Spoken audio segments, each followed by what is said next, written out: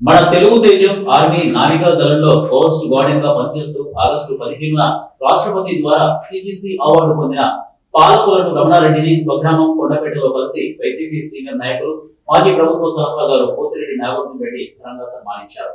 ఈ సందర్భంగా ఆయన మాట్లాడుతూ నావికా దళంలో పనిచేస్తూ భారతదేశానికి చెందిన 7 మంది జాలర్లను పాకిస్తాన్ సైన్యం పట్టుకొని తీసుకొని పోతుంటే రమణారెడ్డి ప్రాణాలకు తెగించి భారత జాలర్లను వారి చెర నుండి విముక్తి చేసినందుకు రాష్ట్రపతి అవార్డు ప్రకటించడం సంతోషంగా ఉందన్నారు. అందరం కూడా ఇటు తెలుగుదేశం పార్టీ కావచ్చు, బీజేపీ కావచ్చు, అన్ని పార్టీలకు కూడా నేను సలహా ఇస్తున్నా.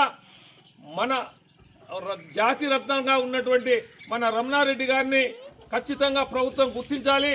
వారి సేవలకు, వారి చేసినటువంటి త్యాగానికి ఖచ్చితంగా ప్రభుత్వం అన్ని విధాలా సహకరించాలా, గుర్తించాలని చెప్పేసి, అదేవిధంగా నేను అందులో ఈ ఊర్లో ఏ వాస్తు విషయమేమో కానీ, లేకుంటే ఈ నీళ్ళ సమస్య ఏమో కానీ, ఇక్కడ చదువుకునే వాళ్ళు చాలా మంది కూడా దాదాపు 40 మంది ప్రభుత్వ ఉద్యోగాలు ఉన్నారంటే మీ గ్రామానికి నిజంగా ఇంతమంది, ఇంత చిన్న గ్రామంలో 40 మంది ఆర్మీలో కావచ్చు, టీచర్లు కావచ్చు, ఎస్ఐలు కావచ్చు, కమిషనర్లు కావచ్చు, అన్ని డిపార్ట్మెంట్లలో ఉన్నారంటే నిజంగా కూడా నేను గర్వపడతా ఉన్నా.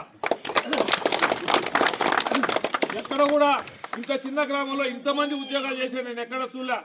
కాకపోతే కలసపాడు మండలంలో బ్రాహ్మణపల్లె తప్ప అక్కడ కూడా మంచి స్థానంలో ఉన్నారు. అన్ని గ్రామాల్లో లేదు.